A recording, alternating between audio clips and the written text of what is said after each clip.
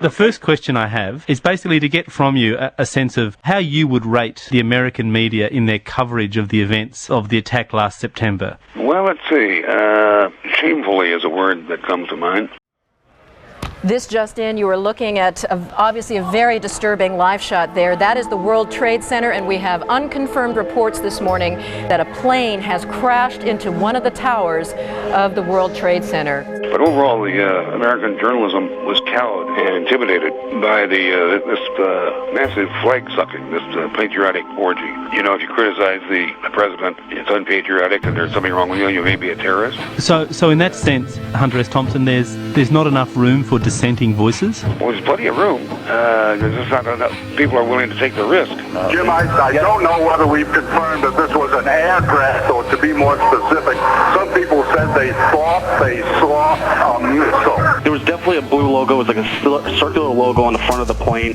It definitely did not look like a commercial plane. I didn't see any windows on the sides. Mark, if what you say is true, those could be cargo planes. You said you didn't see any windows in the side? I didn't see any windows on the side. It was not a normal flight that I've ever seen at an airport. It was a plane that had a blue logo on the front, and it did not look like it belonged in this area. It's just sort of a herd mentality, a lemming-like mentality. If you don't go with the flow, you're anti-American and therefore a suspect.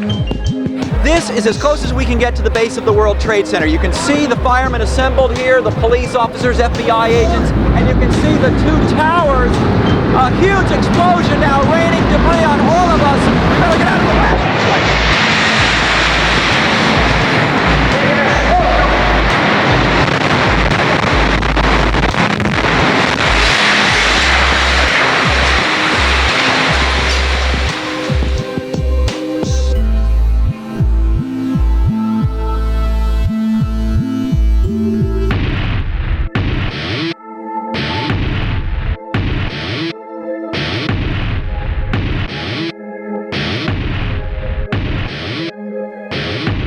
Do you think that the event completely transformed the way in which Americans see themselves and their own vulnerability?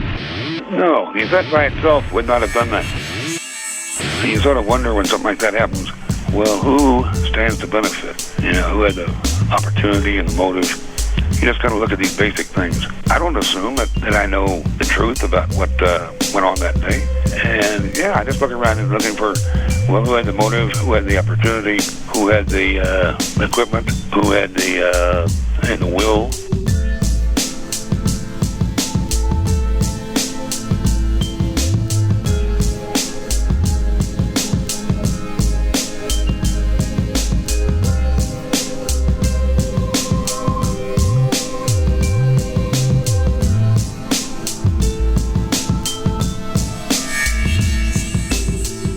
I spent enough time on the inside of, well, the White House and I've been in, campaigns, and I've known enough of the people who do these things to know that the public version of the news of an event is never really what happened. And these people, I think, are willing to take that even further.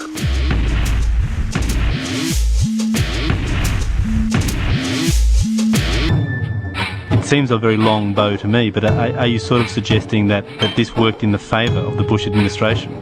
Oh, absolutely. Absolutely.